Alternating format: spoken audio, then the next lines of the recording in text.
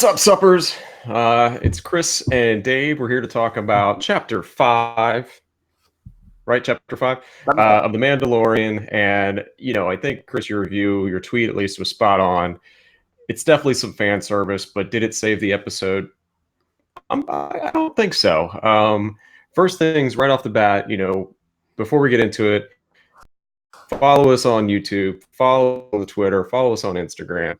Follow us on Suit Up TPL. That's where we're here. You can find us.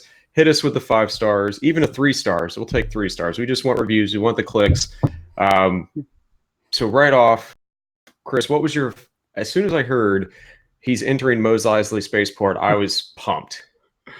Yeah, so we have to talk about the space battle. That was pretty cool. We haven't seen a space battle yet in The Mandalorian, so that was a really cool. We see Mando like hit the brakes, the typical cliche move you see, like hit the brakes, get him from behind.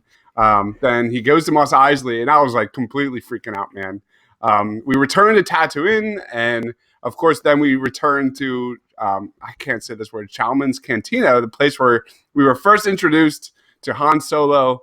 And I swear to God, he was sitting in that same booth where Han Solo shot Greedo. What do you think? Yeah, I mean, this was a pure. If you had told me this was episode 1 of the series, I would buy it, because it did feel, it wasn't like a shot-for-shot remake of anything, but for all we know, you see the little bitty droids in the beginning that made their debuts, I think, in Phantom Menace. I don't know if they were in the original in A New Hope. Maybe they were, maybe they weren't, but I don't know. It felt like, hey, we're gonna get episode 4, the TV show, in 30 minutes, and that's kind of what we got. But before we go, I mean, it's the space battle. So I'm bothered by the space battle just a little bit, because it feels like after 27 years, 40 years of all this content, it's still the same type of lock-on screen that looks like the worst arcade game ever, and they've just never fixed that. No. Am I to believe that that's like the best technology? Like, that's actually the best way in a star battle? I guess so, man. It's a long, long time ago in the galaxy far. I don't know.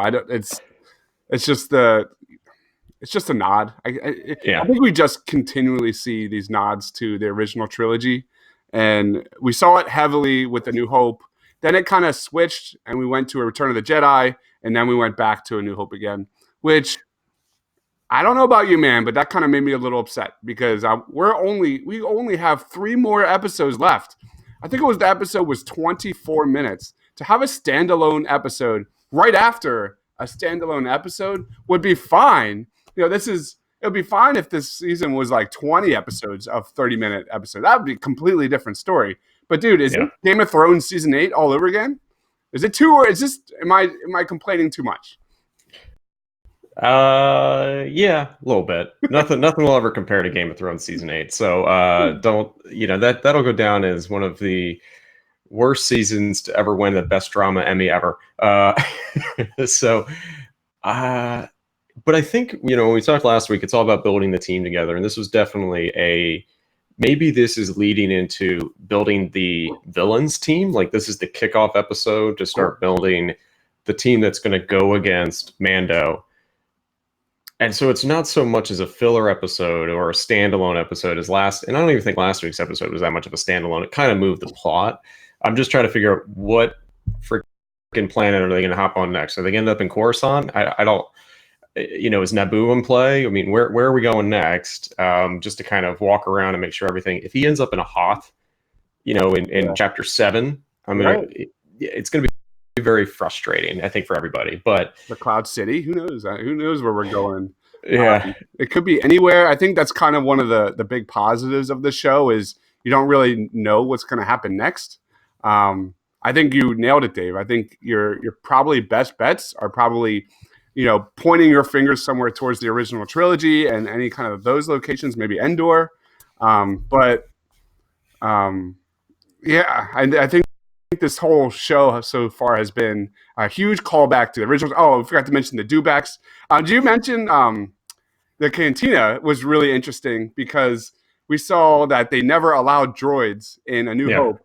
First of all, they enter Mando enters the cantina. It's completely deserted. No one's there. It must have been like the morning, or they must have had a really bad special bone broth. I don't know, but it turns out the bartender is a droid. That was kind of funny. Yeah, well, he was a droid in the first one, I thought. Or no, I guess it was just a guy. Yeah. You're right. Well, he's not serving. He's not a patron. I guess He's not. Yeah, you're right. But I think the other component that was nice is the Mos Eisley Cantina. You get to see another search call, but you got that like bug creature. He was in the original one. It would have been really hilarious to see the same guy with one arm. If he was hanging out there. After you see him in Rogue One, you see him in Star Wars Episode 4, and now you see him again. But I'm kind of glad they didn't go too deep into it. I am a little disappointed, though. This Toro, was that his name? The Toro character, who could have been like the new Solo. I'm a little disappointed that he broke bad that quickly. The title of the episode should have been "The 10-Second Career of Toro Calican." That should have been the title of the episode. Yeah, he'll go down in history as he did capture. He was part of it. He was part of the team, and he almost captured Baby Yoda. But luckily Amy Sedaris was here to save the galaxy. And flashbangs are a thing. So luckily, Sigourney Weaver and Amy Sedaris looked almost completely identical. Do you notice that? Like, if you look at them, like the shirt and the holding of the Baby Yoda, like it looked like the exact pitch perfect same thing as Sigourney Weaver in Aliens. It was kind of weird. Yeah, I think they really did a good job of keeping the aesthetics of the 70s and 80s in this movie. Of going, you know what, Amy Sedaris, let's blow out that Jewish afro. Let's just see what you can do. And I wonder if she had like any say in what her character was going to act. I mean, she's known for being a woman of many faces and many voices. She's been on The Simpsons. She's had her own TV show for years, so she can play anybody. And I still kept thinking Strangers with Candy, Amy Sedaris was there, because it just felt like her. I was expecting like Stephen Colbert to pop out every once in a while or something like that. But I am kind of, she did her part. And is Amy Sedaris now part of the team? I'm not really sure. And I don't know. That's kind of where I'm a little disappointed about Episode 5, is because, like we said on the last pod, like we both agree that this is definitely moving towards some sort of team building. And I keep hearing all these reports that IG-11, Cara Dune, all these characters are definitely in play for future episodes. But when is it going to happen? We're running out of time, man. And I really didn't enjoy the rookie bounty hunter, Toro Calican. I thought he was extremely one note, very flat character. However, I think the show shows this episode's strength was Fennec, who was played by Ming-Na Wen. This is she's the sniper that they're trying to track down, this legendary assassin. And I got to give kudos when it's due, is because the episode was really beautifully shot. The cinematography, the visuals, there is a scene there. We keep harping back on our previous pods about how much of a space western this show really is. And this episode continued to reinforce that. And when you see them riding on those speeder bikes across the dunes of Tatooine, like that was a really awesome shot. It felt like Star Wars. We've talked about it. This feels like Star Wars. It really does. And one of the show's strengths, however, this episode's strengths was Fennec Shan. And I thought she was really cool. Like, she didn't have enough screen time, though. Like, in the scene, she stole. And I thought that was just a really cool character, this legendary assassin. And I guess that kind of leads into kind of the biggest storyline of this episode, is who was that shadowy figure at the end? Because we saw the figure walk up and kind of hover over Fennec Shan's dead body. We don't know that for sure. So A, do you think Fennec Shan is dead? Will she return? And B, who is that shadowy? Who would you guess is that shadowy figure at the end of episode 5? Pick any Sith, right? I mean, that's what everybody wants. So, but I don't know if we're going to see a Sith. It could very well have been the same character from the beginning who's been after Baby Yoda. fuck, it could be Luke. I mean, we don't really know, Luke. but Not- but I no. definitely think it would be highly suspect to have an actress like Ming Na to not be alive. That would be a very sad thing, especially since she just killed herself 7 years for ABC on Agents of Shield. I mean, she is fully ingrained in the Disney IP. She needs to be there. Yeah, she's alive, and I kind of thought she was probably alive the moment he shot her in the hip. You've seen that in the Star Wars. They don't die from that. If it was in the face, yeah, not coming back from that. But we kind of alluded to earlier, like in Star Wars Rebels, Darth Maul was cut in half. He's now alive. He's just got like a spider leg. So anything is possible in this universe. If you cut my hand off, I'm dead. But in this universe, you just get a metal arm and you're fine. So I think there was no doubt in my mind that she was not going to be alive. Like, she was going to be alive. I mean, there was no doubt in my mind. But I am a little disappointed because I really wanted to go into this backstory with Toro, because it's like, why didn't he need the money? Is he rich? Is he a playboy? Is he, has he got like trust fund money? Is he related to somebody we already know? And I was more involved with that character than I was with Fennec, just because snipers are a dime a dozen. But I don't know. It's kind of weird, but because maybe he could Mando would have been able to convince him to come to his side and realize who it was.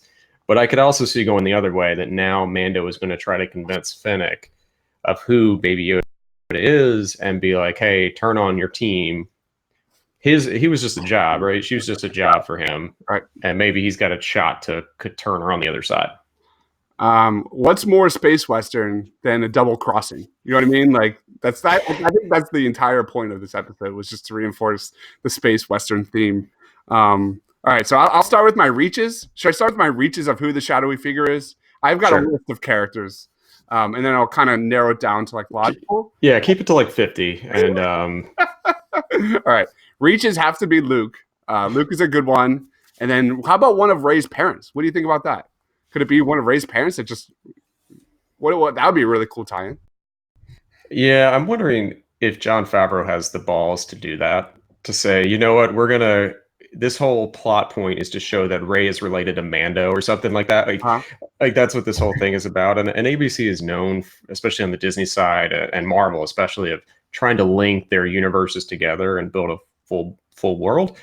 I could see them doing that, but I could also see it just being it could be Darth Maul. Like, it could be anybody that we've never seen before. It could be Qui-Gon. I don't know if we're ever going to solve the mystery of Rey's parents. Yeah. And I don't know. Maybe it's better left unsolved. I think everything I've heard is that Rise of Skywalker will answer that question. I don't know. Maybe I think sometimes things are left unanswered, kind of like Yoda. I kind of like that mystery. My next two are going to be I think the most fun one, the fanboy in me, would be Boba Fett. We know, that in Empire Strikes Back, he has those boots. Because what was that? The one thing, your biggest clue, I think, in that last scene of Episode 5 was you heard the spurs churning. And what did we know from Empire Strikes Back? Guess what? Boba Fett, he wears those spurs. Number 2, his last known, I think, spot was Tatooine. And how great, maybe not as set up as the villain for season 1, but what if it's a setup for season 2? And how ridiculously fun would it be to have Boba Fett against Mando? What if Boba Fett was bought out by another guy like the Client or Grief Karga or someone else, and then set out to find Mando? What's your thoughts on Boba Fett? I like it. I don't think that's a reach. I'm convinced. I think you really solved this one. How did he get out of the Sarlacc pit? Well, you answer that for me, and then I can be all on it, because last time my Boba Fett is dead. I don't care about these reaches of non-canon fan fiction that everybody writes, but my Boba Fett flew into the mouth of a Sarlacc and he died. But if he got out of it, shot some missiles, climbed his way out, that would make a lot of sense to me. That'd be pretty fun. And the last one, I already mentioned Grief Karga, played by Carl Weathers, but the last one has to be Giancarlo Esposito. Everyone knows him as the villain from Breaking Bad. It's actually just Giancarlo Esposito. It's actually the actor. Yeah. His name is going to be Moff Gideon. But somewhere along the lines, we know he's going to be in season 1, but we haven't seen him yet. So could that be him? What do you think? Well, that's okay, fine. If you're doing that and you're looking at who's already been cast and who hasn't been on the show, sure.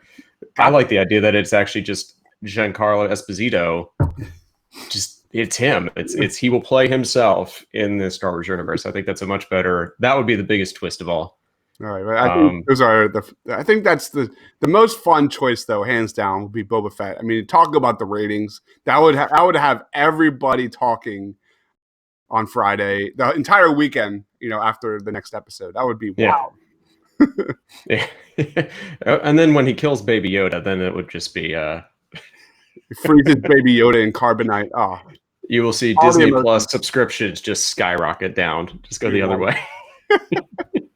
How would you grade episode 5? What was your grade on it? A 5. Yeah. I mean, I really wasn't. I mean, if you are only in it for the callbacks, it's a 10 out of 10. But I need more. There were 3 characters that were introduced. 1.5 are dead. I mean, it's just I don't know where the point of this series is going right now. And I think that's what's frustrating me. If it's just him hopping around different things to build a team, this was a side mission that didn't work out. But I don't know. I'm right around the 6, pretty close. I thought it was a disappointing episode. The callbacks were really fun. We even got the do-backs. That was really fun to see. However, it's kind of like the opposite of his Dark Materials. Like, his Dark Materials kind of had a slow start, and now it's like this Mandalorian went whoop, and then it's kind of going down a little bit. So I'd like to kind of move that plot forward. I think we've had enough character building. We've had enough world building. Let's get to the point of what is going on with Mando and especially Baby Yoda. Any last comments before we wrap it up, man? Yeah, the last piece, and we didn't really talk about them that much, but were the Tusken Raiders. And I really like the call out of Luke could have gotten through the Tusken Raiders without any problems if he had just negotiated. Yeah, just they seem like a very reasonable people. How badass is Mando though? Like he knows the language of the Sand People. He knows Tusken sign language. That was pretty cool. And we got to give another nod to Mando's tech. His armor is so strong that Beskar can just redirect a shot right in the chest of a sniper rifle. That was pretty cool. Yeah. That's why it's important. We know we like it. Right on. How about yourself? Anything going on this weekend? What are you getting into? Well, I just did the trailer reaction to Black Widow. What was the other one I just had? Mulan. We did a Mulan trailer reaction. Black Widow looked awesome. Mulan looked pretty good visually, yes, but a little skeptical about it. And then we have Wonder Woman trailer reaction coming out on Sunday. I did a Harley Quinn review of episode 2. That show is really good, Dave. Definitely want to check that out. It's I'm not paying for the DC, so it's gory. There's a significant amounts of inappropriate language, but it's a show that really understands its characters. It's everything the DCEU needs, but unfortunately, it's not live action. What about you? Where's my new James Bond reaction trailer, Chris? Where's that coming? I didn't do it. Just skipping over that IP? I didn't do it. Dude, I'm busy, man. I don't know. I've been sick all week. I'm drinking tea. Give me a break. Nothing going on our way. I mean, Shane, Tom, and I just had a marathon editing session for episode 5 of On a Pod Has No Name. Both Tom and I, our audio's kicked out. You really get to know how the sausage is made when you're doing this stuff from scratch. And but we really like that episode. So if you're keeping along with it, we do the show spoilers first, then we talk book spoilers.